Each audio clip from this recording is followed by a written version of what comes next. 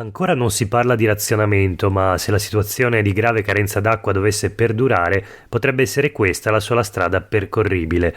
Preso atto del prolungamento dello stato di emergenza siccità a livello nazionale, deciso per altri 12 mesi, ieri il presidente del Veneto, Luca Zaia, ha firmato una nuova ordinanza veneta, appunto anti-siccità.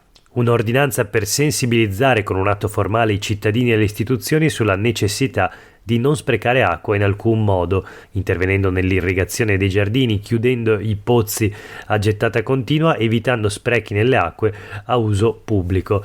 Così spiega Zaia la nuova ordinanza contro lo spreco idrico.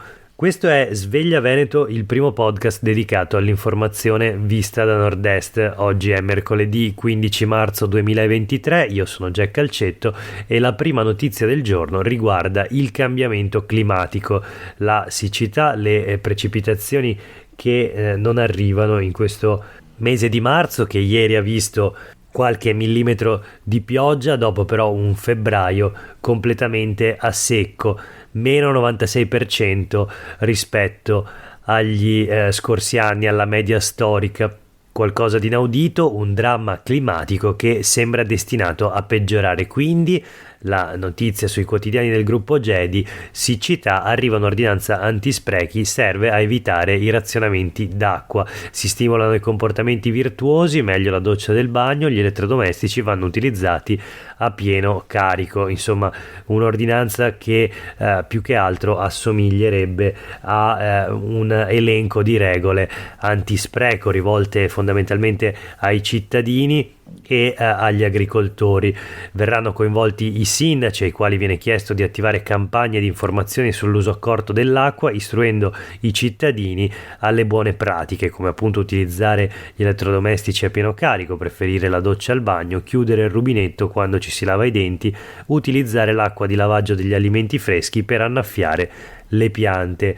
Allo stesso modo è chiesto un comportamento consapevole, razionalizzando l'uso delle risorse idriche superficiali e sotterranee al via della stagione irrigua iniziata oggi in Veneto. Quindi lo stesso tentativo di sensibilizzazione dovrà avere come destinatari anche gli operatori agricoli, che tra l'altro potrebbero rischiare di dover fronteggiare il rischio di un ulteriore peggioramento della situazione nel caso in cui, a fronte delle risorse accumulate nei serbatoi dell'acqua montana, non si dovessero verificare delle precipitazioni di portata significativa.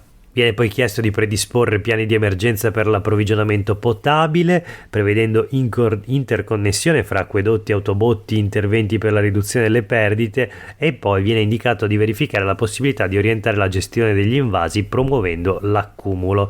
Insomma, queste alcune delle disposizioni contenute nell'ordinanza firmata dal presidente della regione Luca Zaia. Sempre sulle pagine dei quotidiani del gruppo Gedi di oggi c'è un articolo che descrive intanto la situazione. A febbraio solo 3 mm di pioggia e già si teme la risalita del cuneo salino, questo il titolo. L'emergenza quindi e i provvedimenti: si aggrava la situazione della siccità in Veneto, che alla fine di febbraio, come riporta il bollettino dell'ANBI, l'associazione degli enti di bonifica, vedeva gli invasi acquiferi sui due bacini principali, quello dell'Adige e quello del Piave, in deficit del 33 e del 59% rispetto alla media. Secondo l'Associazione Nazionale Bonifiche e Irrigazioni, in febbraio sono caduti sul territorio regionale soltanto 3 mm di pioggia, il 96% in meno, come si diceva, rispetto alla media storica. Le falde sono tutte al minimo, ma secondo le rilevazioni ambientali dell'ARPA non è tutto, perché dal 1 ottobre a fine febbraio le nevicate hanno avuto un deficit del 132% sulle Dolomiti, del 32% sulle Dolomiti e del 20% sulle Prealpi. Quindi tutti gli indicatori descrivono una situazione critica e la giornalista Vera Mantengoli firma un'intervista a Andrea Goltara, direttore del Centro Italiano per la Riqualificazione Fluviale, che dice che la desalinizzazione e i grandi invasi non possono essere la soluzione. Serve un cambio culturale, si punti sul ripristino degli ecosistemi, propone invece Goltara. La Spagna, invece di costruire nuove infrastrutture lungo i fiumi, le sta rimuovendo, tornando alle aree umide. Quindi insomma un contributo tecnico-scientifico al dibattito, che fa un po' il controcanto invece alla proposta di Zaia, che parla di un piano Marshall per le infrastrutture di tipo idraulico nella nostra regione. Due visioni completamente diverse e che sembrano in piena contraddizione. Voltiamo pagina e parliamo proprio della politica regionale. Il Consiglio regionale punisce Gio Formaggio ma senza trovare l'unanimità e caccia ai franchi tiratori. La notizia sui quotidiani del gruppo GEDI in un articolo di Laura Berlinghieri. Il consigliere regionale di Fratelli d'Italia, accusato di molestie dalla collega Milena Cecchetto della Lega, è stato censurato e sospeso per 5 giorni. È stata lesa la dignità dell'Aula, secondo il presidente Roberto Ciambetti, che ha detto: all'interno delle istituzioni non c'è spazio per la goliardia, non siamo un tribunale, abbiamo agito a tutela della dignità del Consiglio. Durante il dibattito avvenuto in seduta segreta erano assenti dal Palazzo Ferrofini i consiglieri interessati, Cecchetto. Milena, la consigliera leghista, è provata e deciderà come agire, quindi se portare il collega Formaggio in tribunale, il quale Formaggio invece si dice molto dispiaciuto. Ecco, questo per quanto riguarda il caso di molestie o presunte molestie comunque emerso in Consiglio regionale. Quindi per la prima volta nella storia il Consiglio decide di dare la massima sanzione, la pena massima prevista dal regolamento a un suo componente. Voltiamo pagina e parliamo di economia. In Veneto ci sono sempre più imprese straniere mentre crollano quelle locali. Gli imprenditori nati all'estero e attivi in Veneto sono in costante aumento, 65.000 oggi, pari al 9,8% del totale. La conferma arriva dal rapporto annuale 2022 sull'economia dell'immigrazione della Fondazione Leone Moressa, che, pubblicato con il contributo della CGIA di Mestre e il patrocinio di OIM, Ministero degli Affari Esteri, Ca' Foscari e Fondazione Migrantes, tra il 2010 e il 2022 segnala un trend del più 28,5% per quanto riguarda le imprese con titolari nati all'estero, a fronte del meno 12,8% degli imprenditori nati in Italia, questo nella nostra regione, in Veneto. Il commento della Fondazione Moressa: le attività di immigrati sono ancora piuttosto chiuse al territorio, ma in regione valgono un PIL di 17,2 miliardi di euro. Voltiamo pagina e chiudiamo con due notizie flash. La prima sulle pagine del Corriere del Veneto di oggi. Si tratta della Marmolada e della battaglia tra Trentino e Veneto per aggiudicarsi all'interno del proprio territorio il massiccio dolomitico. Quindi guerra della Marmolada, il TAR decide che il ghiacciaio è territorio del Trentino, il Veneto perde la battaglia sui confini, vengono infatti confermati quelli del 1982. Andrea Priante nel suo articolo ripercorre la vicenda a partire dal 1973, quando il comune di Canazei propose ricorso chiedendo la modifica dei confini con il Veneto in modo da far comprendere nel suo territorio l'intero ghiacciaio della Marmolada.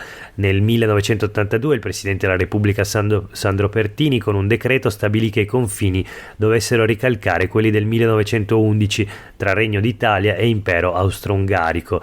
Dopo anni di battaglie legali, col Veneto che chiedeva una porzione di ghiacciaio e Canazei che sperava di strappare altro territorio, il TAR del Lazio ha finalmente deciso restano i confini attuali. Quindi fu il presidente Pertini a fissare i confini sulla Marmolada ricalcando quelli del 1911 e questi vengono confermati dal TAR. Quindi il Veneto perde la guerra della Marmolada. Alcuni ricorderanno addirittura un consiglio regionale straordinario convocato dal presidente Ciambetti proprio sulla Marmolada, e in quel caso non per sottolineare le conseguenze del cambiamento climatico, come ad esempio lo scioglimento del ghiacciaio, un ghiacciaio che tra soli 20 anni non esisterà più, come dicono ormai tutti gli studi scientifici, ma invece proprio per sostenere questa battaglia secondo cui il Veneto dovesse avere maggiori quote di marmolada nel proprio territorio. Una questione, quella della proprietà del ghiacciaio, proprietà tra virgolette naturalmente, che appare fuori dal tempo in un'epoca di cambiamento climatico. L'ultima notizia di oggi riguarda un sondaggio realizzato da Demos per l'Osservatorio sul Nord-Est del Gazzettino. Governo in leggero calo ma opposizioni ferme, quindi a Nord-Est il consenso all'esecutivo Meloni resta superiore al 50% ma scende di 4 punti da novembre, e il 30% di elettori del Partito Democratico d'altro canto però ne approva addirittura l'operato. Insomma, tutti i dettagli del giudizio sul governo Meloni in base all'orientamento politico e anche le previsioni su quanto durerà. La maggioranza degli intervistati non è convinta che il governo riuscirà a durare per tutta la legislatura, anche se la quota di chi lo crede sta aumentando rispetto a novembre 2022. Giudizio positivo rispetto al governo Meloni per il 56% degli abitanti delle regioni a nord-est, solo il 19% per l'opposizione di centrosinistra, il 16% all'opposizione di Azione Italia Viva, il 13% all'opposizione del Movimento 5 Stelle. Ecco, per oggi è davvero tutto, grazie per aver ascoltato questa puntata di Sveglia Veneto, a tutte e tutti voi una buona giornata.